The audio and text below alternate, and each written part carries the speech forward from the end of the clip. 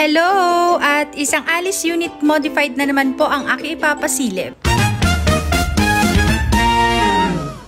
And this is Agent Joyce, ang inyong trusted na ahente dito sa may Lancaster, New City, Cavite. At ito po ay Alice Modified Unit na pinagawa po nila client. Itong kitchen na pinapakita ko po ngayon ay dati po itong bedroom dito sa may first floor. So ginawa na po nilang kitchen nila client, kaya lumuwag po yung area po nila.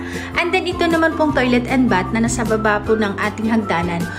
Pinagawa din po nila client kasi sa actual turnover, ang ating toilet and bath ay nasa second floor lang po. So, napakagandang idea na naglagay sila client dito.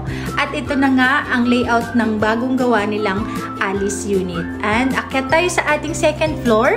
Ganda din ng kanilang hagdanan. Sa second floor naman ay wala pang pinaayos sila client dito kasi plano po nila magbibinild na lang po sila dito at mas priority nilang ayusin po yung sa first floor. So, 2 bedroom po yung nasa taas.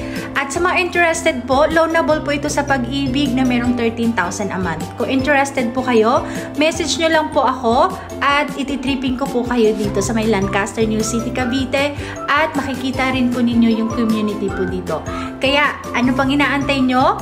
Message nyo na lang po ako at marami pa pong available na pre-selling. Sa atin naman pong RFO ay paunahan po tayo dito. And, okay na to!